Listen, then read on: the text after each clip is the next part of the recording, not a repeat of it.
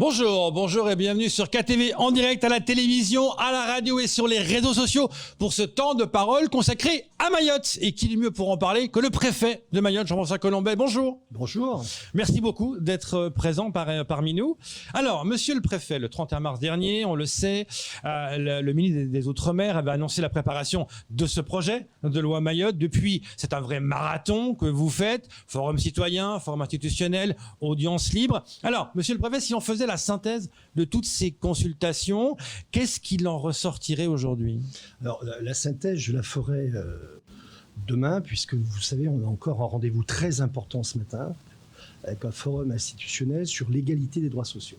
Ce que je peux retenir, moi, d'abord, c'est que les Mahorais ont répondu présent. Quand on donne la parole aux Mahorais, ils la prennent. Il y a plus de 1000 personnes, en une dizaine de jours, qui ont participé aux 15 événements que nous avons organisés. Nous avons voulu aller vers les Mahorais. Nous sommes allés pratiquement dans tous les villages. Et les Mahorais étaient présents, ils ont exprimé leurs propositions, ils ont exprimé quelquefois leurs souffrances, et nous avons tout noté et tout remontera à Paris.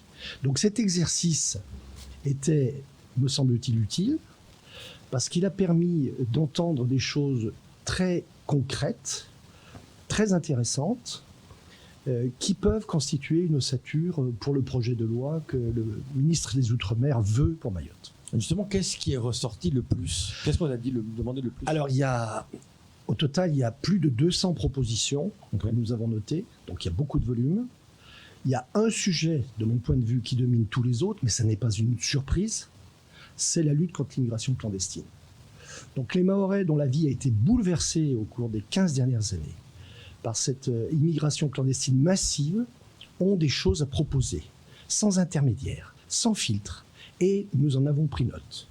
Donc il y a concrètement une demande de durcissement, je cite un exemple, il y en a beaucoup d'autres, un durcissement de la sanction contre la reconnaissance frauduleuse. Quand un individu reconnaît 30 enfants, on sait très bien qu'il le fait pour l'argent. Il ne le fait pas pour éduquer les enfants, qui plus tard vont peut-être nous poser des problèmes, vont peut-être perturber la vie des Mahoraises et des Mahorais. Eh bien, concrètement, il y a des choses qui sont exprimées sur ce sujet, comme il y en a aussi sur la domiciliation. Les Mahorais souhaiteraient que, lorsque la préfecture délivre un titre de séjour, il puisse y avoir une collaboration avec le maire, et ce que je soutiens complètement pour ce qui me concerne, de façon à ce que le maire nous dise si oui ou non la personne habite bien à l'endroit qui est indiqué. Si ce n'est pas une adresse fictive qui recueille plusieurs clandestins. Enfin voilà, des choses pointues qui nous permettront d'être beaucoup plus efficaces contre la lutte contre l'immigration clandestine. Mais monsieur le préfet, c'est rien de nouveau. Ce qu'ils ont dit là, c'est des choses qu'on entend depuis des années et des années. Oui, sauf que ça se maintient depuis des années et des années. Est-ce que nous avons lutté efficacement contre la reconnaissance frauduleuse de paternité? Sûrement pas, puisqu'elle continue et qu'elle se développe. Nous avons sensibilisé la sous-préfète Lick, je l'ai envoyée au contact de tous les maires pour expliquer ce qu'il en était. Mais est-ce que toutes les municipalités sont sensibilisées? Est-ce que tout le monde sait ce qu'il faut faire? Est-ce que nous avons l'outil juridique pour contrer cela? Dans la proposition de loi, il y aura des textes techniques aussi qui nous permettront d'être beaucoup plus sévères sur ceux qui accueillent sur tout ce qui fait l'attractivité, si vous voulez. Ceux qui accueillent des étrangers en situation irrégulière, qui les logent, ceux qui reconnaissent des enfants qui ne sont pas les leurs, ceux qui donnent des fausses adresses, etc., etc. C'est un exemple. Il y a beaucoup d'autres choses. Il y a aussi des questions de moyens. Les Mahorais veulent plus de moyens pour que l'État soit plus efficace dans la lutte, même si effectivement les choses ont évolué favorablement au cours des 2 dernières années. Ils en ont conscience. Ils nous l'ont dit d'ailleurs. Ils ont dit, on voit bien les efforts, mais il faut aller plus loin. Certains disent que c'est une perte de temps parce que ces discussions, on les a déjà eues avec des assises qui ont eu lieu sans arrêt, etc. Ils disent, mais pourquoi encore cette loi Mayotte, monsieur le préfet, il va partout, mais c'est une perte de temps, il faut agir, on n'a pas agi suffisamment. C'est jamais une perte de temps que de laisser les Mahorais s'exprimer. Et j'ai bien perçu, moi, en étant au contact des citoyens, plus de 1000 personnes ont participé à ces rendez-vous, c'est quand même considérable. J'ai bien perçu que les Mahorais avaient besoin de s'exprimer sans intermédiaire. Et qu'ils avaient des choses à dire qui n'avaient peut-être pas été dites précédemment. Donc donner la parole à la population, faire en sorte qu'elle puisse inspirer le projet de loi. C'est ce que souhaitait le ministre des Outre-mer et c'est ce que nous avons fait. Et je ne le regrette pas. Quand je vois les affluences, nous pensions que les choses allaient se dérouler comme en métropole. Quand vous faites une concertation en métropole sur un projet, vous avez 15 personnes dans une salle et puis c'est fini, on n'en parle plus. Eh ben, pas du tout. Pas du tout. On est monté à 160, 170 personnes. Non, il y avait voit les différentes images. Hein, non, mais enfin, vous avez suivi ces événements. Je ne dis pas des bêtises. Il y avait des élus, il y avait des associations, il y avait des citoyens. On s'est exprimé en français, on s'est exprimé en chimarré. On a traduit ceux qui pouvaient pas s'exprimer en français. Enfin voilà, sincèrement, c'était vraiment une concertation importante, de très haut niveau. Et je pense que nous retrouverons beaucoup de choses dans la loi. Tout ne sera pas dans la loi. Je l'ai déjà dit de partout. Il peut y avoir des choses qui ne relèvent pas de la loi, qui relèvent du règlement. Et puis, il peut y avoir des choses qui peuvent inspirer une stratégie locale, si vous voulez. Notamment sur les questions de reconnaissance de paternité, etc. Si tout le monde est mobilisé, si tout le monde reconnaît qu'il y a un enjeu, on peut mettre fin au dispositif très rapidement. Est-ce qu'il va se mettre avant par la Camin, est-ce qu'il va vraiment se mettre en place? Parce que certains disent oui, au niveau du timing, c'est fait exprès. Emmanuel Macron, les votations, si ça change de gouvernement, et ils vont peut-être dire ouais, ben ça, on verra ça plus tard. Les gens pensent à ça, ils ont peur de ça. Écoutez, je vais vous dire des choses très très simples. Il reste 1 an à gouverner, ça fait 20% du temps de gouvernement. On ne va plus rien faire pendant la dernière année? On s'arrête de travailler? Non. Deuxièmement, le ministre des Outre-mer l'a toujours dit, l'objectif, ce n'est pas que ce projet de loi soit adopté avant la fin du mandat. L'objectif, c'est que ce projet de loi soit approuvé en Conseil des ministres avant la fin du mandat. Parce que s'il est approuvé en Conseil des ministres avant la fin du mandat, il donnera à nos élus nationaux et aux élus mahorais et aux mahorais eux-mêmes un levier politique et juridique considérable. Prenez l'exemple de la Guyane. Le plan Guyane, il ne s'agissait pas d'un projet de loi, il s'agissait d'un plan. Le plan Guyane, c'est François Hollande qui l'a écrit.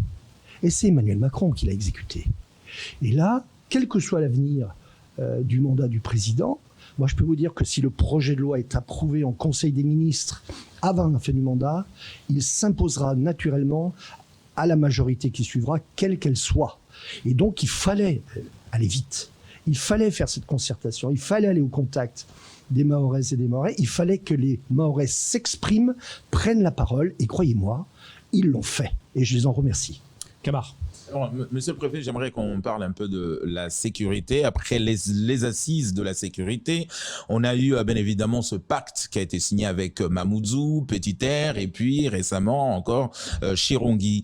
Quand on entend par exemple l'adjoint au maire de Chirongui qui aujourd'hui aimerait augmenter le nombre des policiers municipaux, mais également les équiper, c'est-à-dire aujourd'hui les armer. Est-ce que finalement on essaie d'augmenter aussi la fonction de ces policiers municipaux pour travailler de concert avec la gendarmerie de proximité, notamment celle de Mzoazia? C'est tout l'esprit des pactes de sécurité que nous avons créé ici, que nous avons inventé ici. Le concept est né à Mayotte. Hein.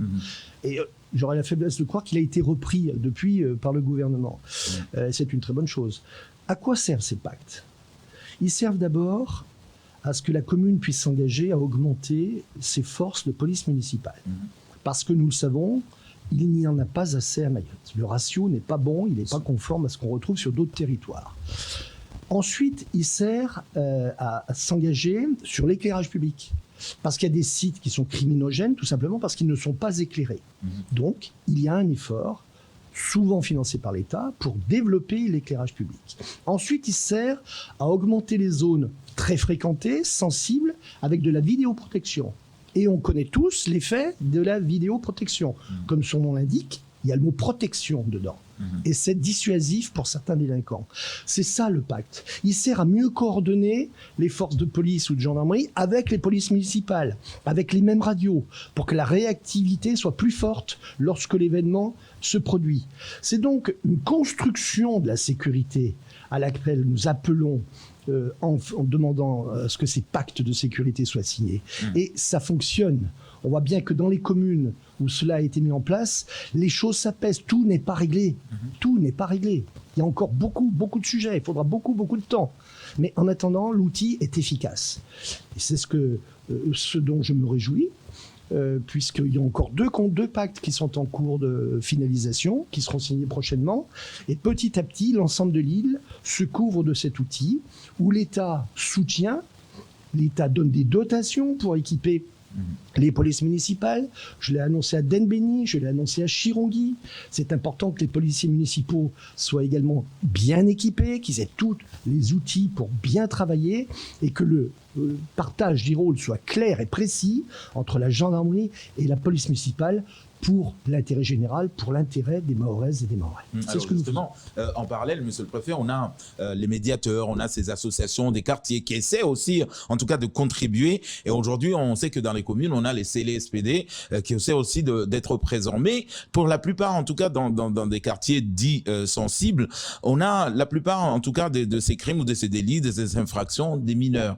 Mais souvent, ces acteurs qui aimeraient aujourd'hui, en tout cas, amener la paix, amener aujourd'hui, comment dire, le bien-être dans ces quartiers, ont peur des représailles. Est-ce que là, il faut voir du côté formation pour les acteurs qui aimeraient, justement, parce qu'on on agit, mais on n'a pas la formation peut-être. Vous avez raison, on est au début, on est en train de construire quelque chose. On est passé du tout État, où l'opinion disait mais ça c'est l'affaire de l'État, à une idée simple qui dit mais finalement la sécurité c'est l'affaire de tous.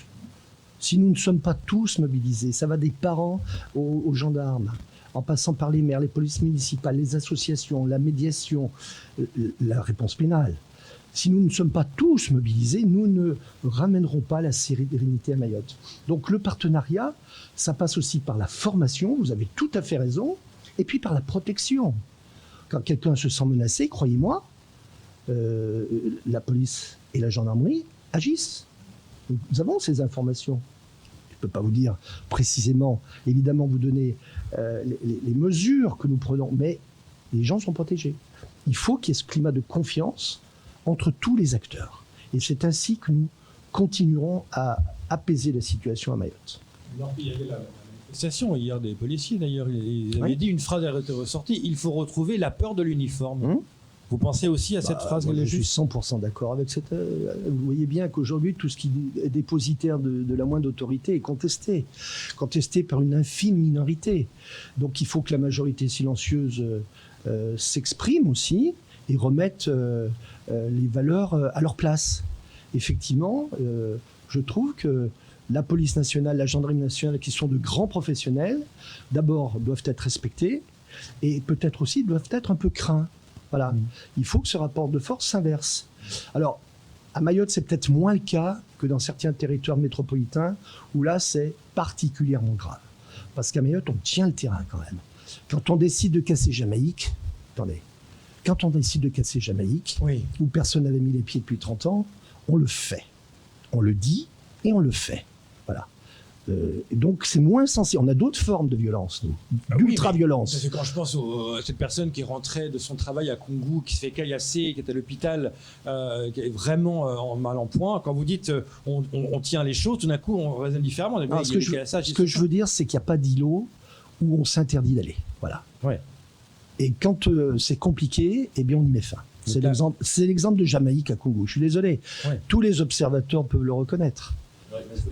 La peur a changé de camp, monsieur le préfet. Quand on écoute les syndicats de policiers que nous recevons tous les matins, même eux aujourd'hui se demandent qui les protège aujourd'hui. Parce qu'entre la justice, entre l'État, aujourd'hui se retrouvent, ils savent pas quoi faire. Quand on regarde aujourd'hui qu'on attaque un commissariat, monsieur le préfet, quand on attaque un véhicule brûlé au Baobab, pardon, monsieur le préfet, mais on a l'impression qu'aujourd'hui, voilà, la peur a changé de camp. Ils n'ont plus peur de rien. Les policiers n'ont peur de personne, les gendarmes non plus. Ils sont les dépositaires de l'intérêt général. Leur action s'inscrit dans celle d'un état de droit et ils défendent ce territoire. Et je le leur demande en tout cas, comme s'ils défendaient les rues de leur village. Voilà. Et il y a effectivement une ultra-violence à Mayotte. Qui pourrait le contester? Quand vous avez un gamin de 15 ans qui plante un tournevis dans le crâne d'un autre gamin de 15 ans, c'est qu'effectivement la société a une difficulté à surmonter énorme. Mais la police et la gendarmerie tiennent leur rôle. Et je considère qu'ils ont ici des conditions qui sont évidemment toujours susceptibles d'être améliorées. On est bien d'accord.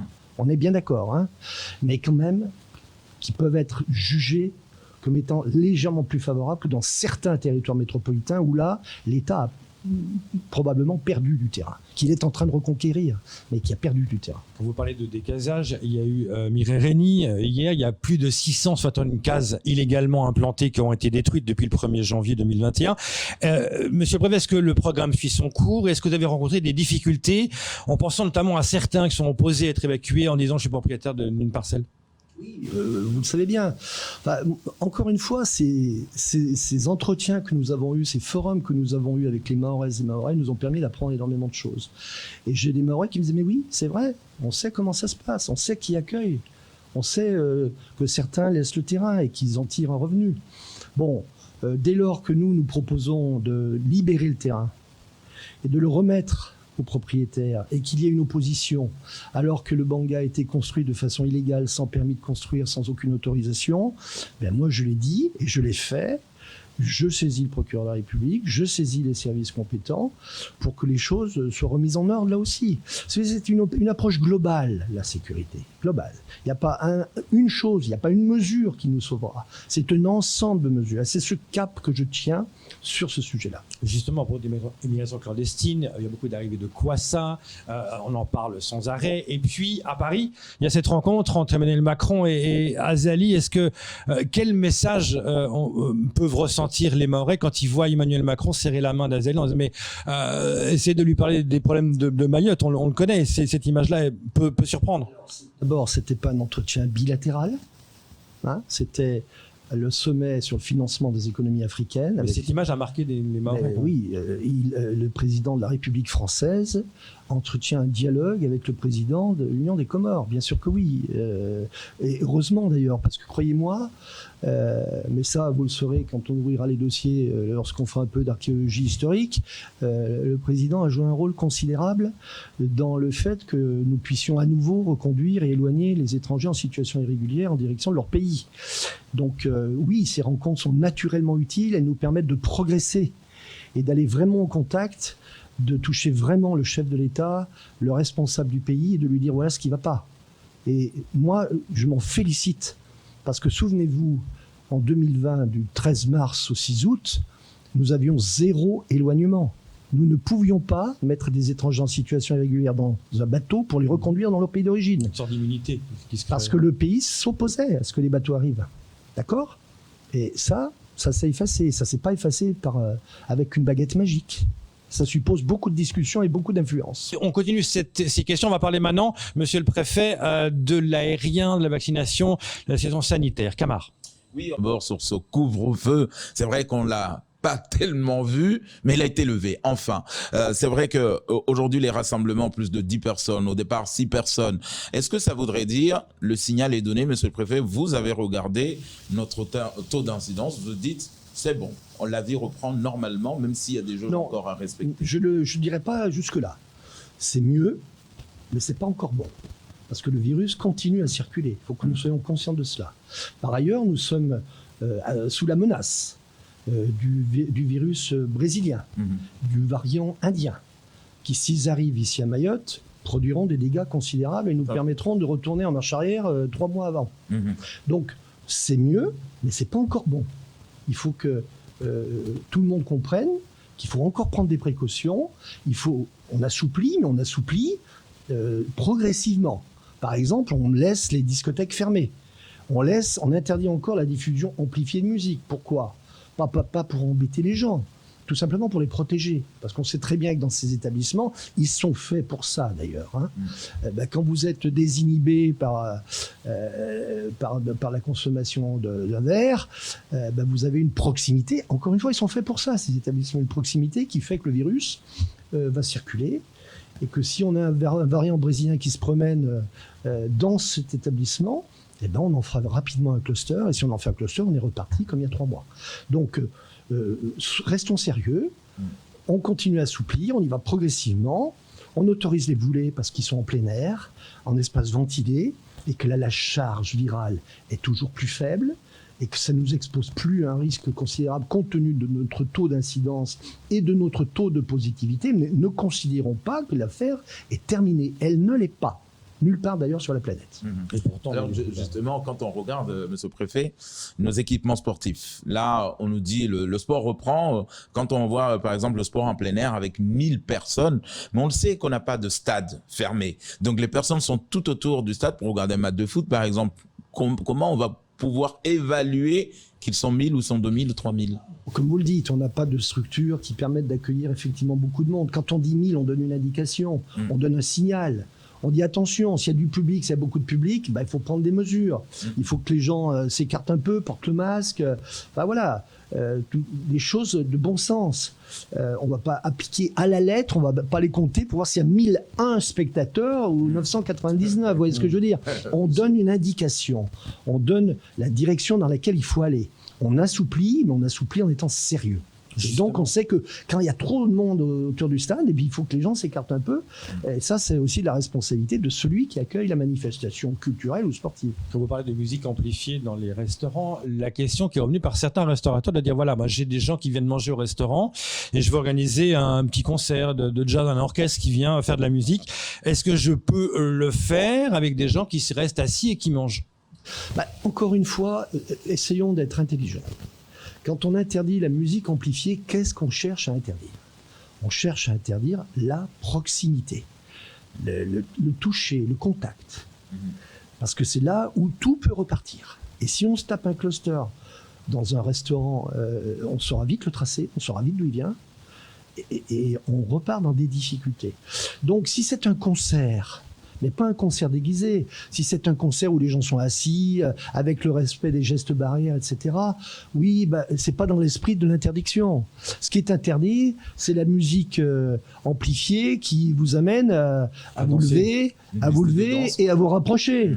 Piste de danse ou pas, mais qui vous amène à ce rapprochement-là. C'est ça qu'on essaie d'éviter. Pour protéger, encore une fois, la population d'un cluster dévastateur. Si on a l'Indien qui traîne sur le territoire ou le Brésilien, il ne faut pas qu'il y ait de cluster. Parlons maintenant des vols, monsieur le préfet. Il y a eu beaucoup, c'était la question de cette semaine, les motifs impérieux, très critiqués, les gens en avaient marre.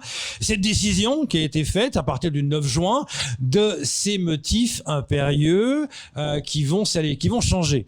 Alors, il y a la polémique qui est née derrière. À partir du 9 juin, donc maintenant, pour aller à La Réunion et pour aller en métropole, les gens vaccinés n'ont plus de motifs impérieux à donner.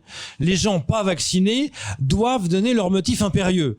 Et certains montent au créneau en disant, dont Mansour Kamardine l'a dit, alors ça parle qu'aux 7% des gens qui sont vaccinés. Donc il y a une polémique qui se crée là. Alors, deux questions. La première, pourquoi ne pas avoir fait comme dans d'autres territoires pour tout le monde? La deuxième, est-ce que c'est une façon d'obliger les gens à aller se faire vacciner? Non, c'est une protection. Encore une fois, il faut comprendre qu'on est dans un contexte où nous pouvons importer ici à Mayotte, parce que vous pensez Mayotte-Paris. Moi, je pense Paris-Mayotte. Nous pouvons importer ici à Mayotte le variant indien, qui commence à être un peu présent en métropole, et surtout le variant brésilien, ou le variant britannique massivement. Ce qui m'intéresse, c'est de protéger les Mahorais. Alors, c'est un exercice difficile, parce que nous sommes sur une ligne de crête entre la liberté, parce que c'est quand même une atteinte sérieuse à la liberté d'aller et venir, on en est tous conscients, c'est pas satisfaisant du tout, et puis la protection sanitaire des gens, pour qu'on ne reconnaisse pas le drame que nous avons connu il y a quelques semaines, où les hôpitaux étaient saturés, où nous avons accueilli tous les moyens pour nous soutenir, où des dizaines et des dizaines de personnes sont décédées. Voilà, c'est ça le chemin de crête. Il est difficile, mais aujourd'hui, que dit le gouvernement? D'abord, il y a débat. Je peux vous dire que le ministre des Outre-mer est très présent dans cette discussion. Hier après-midi encore, nous étions en visio, très présent, et qu'il défend bec et ongles les territoires ultramarins, pour qu'il n'y ait pas de différence entre les territoires ultramarins et la métropole. Ça s'entend, ça, je comprends ça. Mais c'est quand même une amélioration que de dire, avant il vous fallait un vrai motif à tester pour pouvoir voyager, aujourd'hui il vous suffit d'être vacciné et d'avoir un test PCR. c'est quand même une amélioration. Oui, mais les gens ne comprennent pas qu'à Mayotte, à La Réunion, c'est d'ailleurs, à La Réunion, c'est la une du quotidien de La Réunion qui disent qu'ils montent au créneau en disant, mais attendez, la Guadeloupe, si on peut voir le tableau des départs, les incidents, on va dire, voilà, ça, c'est voilà les différents tableaux. On voit qu'au Saint-Martin, Guadeloupe, enfin ça c'est l'Hexagone, mais l'autre tableau, enfin on voit que dans certains endroits, il n'y a plus besoin de tests, il n'y a plus besoin de vaccination pour voyager. Et Mayotte, La Réunion, il y a besoin. Donc il y a discrimination entre la Martinique, la Guadeloupe. Il y a discrimination. et Mayotte. Il y a discrimination entre les variants. Vous avez raison, parce que le variant sud-africain, il est présent en métropole, mais beaucoup moins présent que les variants sur lesquels la Martinique et la Guadeloupe sont affectés. C'est ça la discrimination. Effectivement, il y a un variant qui ne doit pas massivement réintégrer la métropole, et inversement, il y a des variants en métropole qui ne doivent pas massivement intégrer Mayotte, sinon ce serait catastrophique. Surtout si on a la crise en même temps à La Réunion et à Mayotte. Essayons de retenir les leçons du passé. Donc, ce qui est dit, c'est que la vaccination, qui est très efficace, qui diminue très sensiblement la charge virale, eh ben, désormais, elle est indispensable pour voyager. C'est ce que dit la planète entière, pardonnez-moi. Si on sort un tout petit peu, si on essaie de passer au-dessus des nuages où l'horizon se dégage, c'est ce que fait la planète entière. Admettons-le, observons-le. Et je comprends que ce soit encore contraignant, mais c'est inéluctable. Regardez le pass sanitaire. On dit c'est discriminant pour les Mahorais. Regardez ce qui est en train d'être voté au Sénat. Au 1er juillet, le pass sanitaire Le va être européen. pass sanitaire imposera la vaccination en métropole. Le texte est devant le Sénat aujourd'hui. Le pass sanitaire imposera la vaccination et le test PCR ou antigénique pour aller dans les salles de spectacle. Et j'entends pas les gens dire oui, mais alors les Marseillais, ils sont pénalisés parce qu'ils peuvent plus aller dans leur salle de spectacle s'ils sont pas vaccinés. Non, c'est une protection. Il faut admettre que la vaccination va nous permettre tout doucement de regagner une vie parfaitement normale, puisque quand toutes les personnes ou quand une partie importante de la population sera vaccinée, les sujets seront derrière nous. Le 9 juin, c'est ça. Est-ce qu'au mois de juillet, vous enlèverez cette histoire de vaccination ou vous la laissez? C'est pas Ça, d'abord c'est le gouvernement. C'est le gouvernement. Hein. Mais maintenant, vous décidez sur les vols qui sont un peu régionaux. Oui. En parlant de ça, parlons de Madagascar, parlons des Comores, parlons du Kenya, Tanzanie. Quand est-ce que les choses vont bouger ici? Alors, Madagascar, aujourd'hui, la situation sanitaire n'est pas comparable à la nôtre. La volonté de l'État malgache, c'est encore de fermer. Mais ils parlent d'ouvrir à fin mai. Ils parlent, mais pour l'instant, c'est fermé. Donc, quand ils ouvriront, on verra. Mais justement, quand ils vont ouvrir... On regardera la situation sanitaire. C'est quand même important. On ne va pas non plus commettre l'erreur d'importer massivement des porteurs si le pays Donc, au moment où le pays va s'ouvrir, vous allez voir la situation on regardera sanitaire. la situation sanitaire. On regardera éventuellement les liaisons aériennes directes qu'il peut y avoir avec l'Inde en particulier. Pour les Comores, je plaide moi pour l'ouverture avec les Comores. Hein.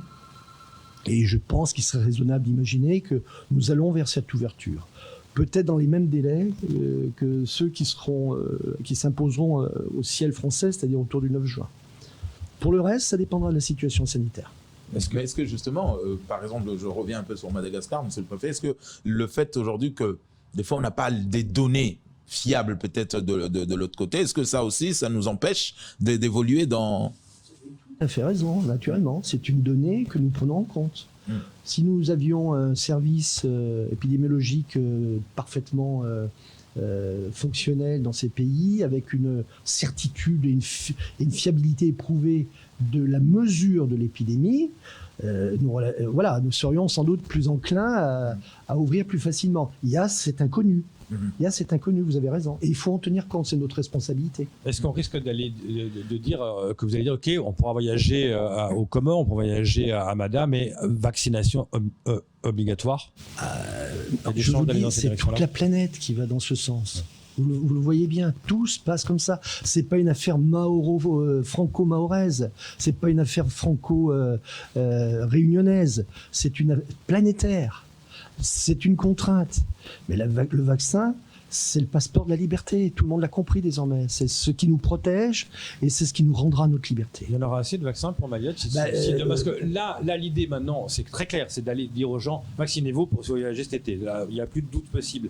Mais est-ce que Mayotte aura assez de vaccins? Ça fait plusieurs semaines qu'on le dit quand même. Oui, je suis d'accord. Mais là, maintenant, on se rend compte qu'il y a plus de 100 personnes au bout d'une demi-heure qui sont à la liste d'attente à Mgomani, alors qu'avant, ce n'était pas le cas. Bien sûr. Ça veut dire que les gens maintenant se disent, bon, alors, il y a cette polémique, on va pas revenir dessus, mais la question est de savoir, c'est est-ce que l'ARS aura assez de vaccins pour tout le monde si demain matin, tout le monde y va? Aujourd'hui, on a ce qu'il faut, parce qu'on a très peu vacciné, il faut dire les choses. Comme vous avez vu les chiffres, on est 7%. 7% pour les de la deuxième et 14% injection. pour la première. Voilà, on est à 7%, c'est-à-dire qu'on est un petit peu en dessous de la Réunion, mais pas tant que ça, finalement. Mais évidemment, les gens ont compris que se vacciner, c'était se protéger et c'était surtout retrouver la liberté. Surtout que nous avons un vaccin dont vous connaissez les qualités quand même. Ça va? J'aimerais, monsieur le préfet, revenir un peu sur toutes ces formations diplômantes que, en tout cas, les institutions proposent actuellement, que ce soit sur place ou ceux à qui on permet de partir aujourd'hui. On sait que la CCI, le rectorat, tout le monde se mobilise, mais quand on regarde un peu le patron des lieux, le département, on le trouve un peu absent. Et quand vous le disiez d'ailleurs justement très bien sur ce plateau, aujourd'hui, nous avons besoin de préparer les cadres de demain. Donc toutes ces formations, monsieur le préfet, la CCI, le rectorat, avec des fonds qui sont déployés, notamment avec vous, la préfecture, mais le département, il n'est pas présent. Ça veut dire quoi? Vous n'allez pas me demander à 3 semaines du premier tour des élections départementales de porter le moindre jugement de valeur sur la politique départementale. Je ne le ferai pas naturellement. Je ne suis pas encore en réserve, mais ça je vais quand même... d'autant plus que c'est un peu injuste quand même. Je pense que peut-être que le département ne communique pas assez, c'est possible, effectivement, mais dire qu'il n'est pas présent, il finance pas assez inexact. par rapport à la préfecture, par rapport à l'État. Non. Encore une fois, je ne veux ni faire la campagne en faveur du département, ni contre lui, mais je vous dis juste qu'il y a peut-être un problème de communication parce qu'il y a quand même des choses qui sont faites.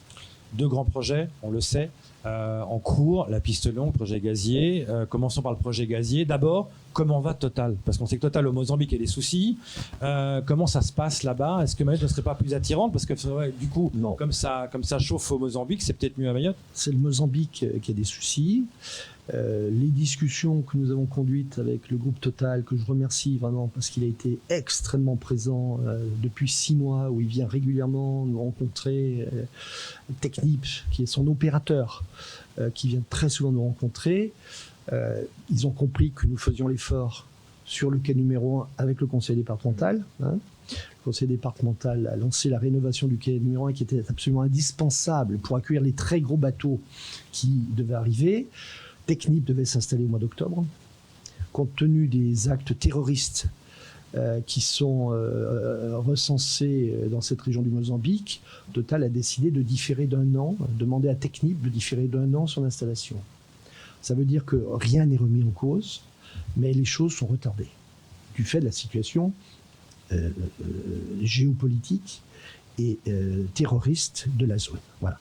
Mais nous, à la limite, ça nous va bien, parce que nous serons prêts, les installations seront financées, elles sont financées déjà, mais elles seront réalisées et elles seront tout à fait aptes à accueillir Technip qui a déjà fait le choix de venir à Mayotte, de s'installer à Mayotte. Justement, par rapport à ces installations, monsieur le préfet, on a le temps, vous l'avez dit, on peut attendre le temps que ça se négocie, de se préparer, d'être prêt. Mais vous avez agi, monsieur le préfet, sur plusieurs conflits. Et vous avez réussi, en tout cas, à mettre d'accord les deux protagonistes. Aujourd'hui, on sait ce qui se passe au port. Tout le monde n'est pas d'accord aujourd'hui avec la politique de gestion de Mayotte Channel Gateway. Qu'en est-il? Est-ce que là aussi, vous allez essayer de voir les acteurs, en tout cas, qui sont présents au port aujourd'hui, de trouver quand même aujourd'hui un consensus pour qu'on puisse avancer dans ces projets, justement? Alors ça, c'est une affaire qui concerne le conseil départemental d'un côté et le groupe que vous avez cité de l'autre. Puisque vous savez que ce port de Longveny est un port local, départemental. Bien sûr. Et que le département a donné l'exploitation de ce port avec une DSP au groupe en question. Ce que j'ai beaucoup entendu pendant la période de concertation, c'est faites du port de Longoni un grand port maritime. Nous l'avons beaucoup entendu. Mahorais, qui s'intéresse à l'actualité, qui suit le sujet, on dit, monsieur le préfet, il faut que dans le projet de loi, il y ait un grand port maritime à Longoni. Ça veut dire quoi, un grand port maritime? Ça veut dire que le port serait nationalisé, entre guillemets, il deviendrait un port d'État, et qu'il y aurait une gouvernance qui associerait l'État, naturellement, mais aussi le conseil départemental et les acteurs économiques, comme ça se fait à La Réunion, en Guadeloupe, en Martinique. Et un grand port maritime, c'est vrai, c'est efficace. Et voilà, le sujet, il est là. Est-ce qu'on fait, pour ce qui me concerne, hein, moi je rentre pas dans la délégation de service public, j'y suis rentré une fois ou deux parce qu'il y avait vraiment, à mon avis, des abus. J'ai d'ailleurs fait un recours récemment, un recours gracieux sur une décision. Mais ça, je ne veux pas le publier. Mais la question qui concerne l'État, c'est est-ce qu'il faut faire du port de Longoni à la demande des Mahorais, à la demande du conseil départemental qui s'était déjà exprimé là-dessus, un grand port maritime. Voilà, ça sera l'arbitrage politique. En tout cas, ça remontera à Paris, puisque nous l'avons entendu souvent, et la proposition figurera dans les 220 ou 230 propositions que nous avons fait remonter le 1er juin au ministre. Il y a un autre deux mots qui se parlent aussi souvent, c'est piste longue. C'est aussi l'un des grands chantiers de Mayotte. Où ça en est? Emmanuel Macron avait dit le premier coup de pioche va être donné. Ça en est où? Bien. Nous allons programmer un nouveau comité de pilotage pour informer tout le monde de l'avancée des choses fin juin, début juillet. Peut-être que ça coïncidera avec une visite ministérielle. On annonce en juillet le môme, Karim. Pardon ? On annonce au mois de juillet le môme. Oui, c'est ce qu'a dit le ministre. Il a dit, moi je vais revenir devant les Mahorais avec le projet de loi, avec les objets politiques du projet de loi, et je reviendrai leur parler de cela et leur dire ce que j'ai retenu, et ce que je mets dans une stratégie, ce que je mets dans le volet réglementaire, etc. Donc la piste longue avance. Je vous signale qu'aujourd'hui, actuellement, il y a des travaux. Il y a des travaux de forage qui sont là pour compléter les études, la stabilité, l'affaissement, etc. Enfin, les choses sont faites sérieusement. La Direction générale de l'aviation civile fait les choses sérieusement. Et que fin juin, début juillet, on va voir la date, nous tiendrons, après les élections, nous tiendrons un nouveau comité de pilotage pour informer de l'avancée des choses. Le début des travaux, concrètement, parce qu'il y a encore plein de sujets à régler, l'approvisionnement en matériaux, etc., il est probablement, comme on l'a toujours dit, autour de fin 2023-2024. Voilà. Ça a été dit dès le premier jour, mais les choses avancent. Et c'est qu'un engagement du président de la République, je le redis. Alors justement, c'est vrai, parmi les questions, monsieur le préfet, on sait qu'aujourd'hui le CD, le conseil départemental, a délibéré pour ces 80 millions, donc c'est clair, c'est net, on le sait. Est-ce que de l'autre côté, au niveau de l'État, au niveau de l'Europe, est-ce qu'on a une idée de cette enveloppe qui pourrait englober notamment toutes ces études, ces forages, et voire même le premier coup de pioche jusqu'à la fin de la réalisation? Il y aura très probablement 4 financeurs. Il y aura le conseil départemental parce que c'est quand même une piste longue pour Mayotte et c'est très remarquable que le conseil départemental ait décidé de prendre sa part dans ce projet, hein, parce que ça sert d'abord Mayotte. Il y aura l'Union européenne où nous pensons pouvoir mettre environ 50 millions d'euros. Il y aura l'opérateur qui bénéficiera, le cas échéant, d'une DSP, enfin... Les choses juridiquement sont en train d'être affinées. Et puis, il y aura l'État, naturellement. Sauf que pour que l'État dise ce qu'il va mettre, il faut qu'on ait une idée précise du montant des travaux. Aujourd'hui, on a une fourchette. On n'a pas un montant précis. Donc, il y aura probablement une RIM sur le financement de l'État, une réunion interministérielle à Paris, à Matignon, probablement avant la fin de l'année, c'est probable. Et quand nous aurons une évaluation fine de ce que ça va coûter. Sinon, ça servirait à quoi aujourd'hui qu'on dise on met 100 millions si ça ne suffit pas, hein? On aurait perdu un tour et il faudrait revenir. Donc, procédons aux choses dans le bon ordre. On fait les études, on évalue ce que ça coûte et quand ça coûte, on regarde qui finance et à quel niveau. Est-ce qu'on va arriver à faire ça avant peut-être un changement de présidence? Parce qu'il y a un risque qu'Emmanuel Macron soit peut-être plus président et qu'un autre dise oh attendez comme ça s'est fait avec Chirac, avec tout le monde. Il y a le risque qu'Emmanuel Macron soit plus président, il y a le risque qu'il ne veut pas se présenter. Je suis d'accord avec vous, il y a plein de risques. Mais plus on avance et plus les risques me semblent s'effacer quand même. Hein, parce que concrètement, on crante. Encore une fois, je vous dis, il y a des travaux actuellement de forage. Voilà. Il y a des choses concrètes qui sont faites. C'est pas un dossier qu'on camoufle. La preuve, c'est qu'on fait un comité de pilotage pour la transparence du dossier. Dernière question, monsieur le préfet. Le train bleu, vous y croyez? Train bleu, c'est toujours le même sujet. Qu'est-ce que ça rapporte? Qu'est-ce que ça règle comme problème? Et ensuite, qu'est-ce que ça coûte?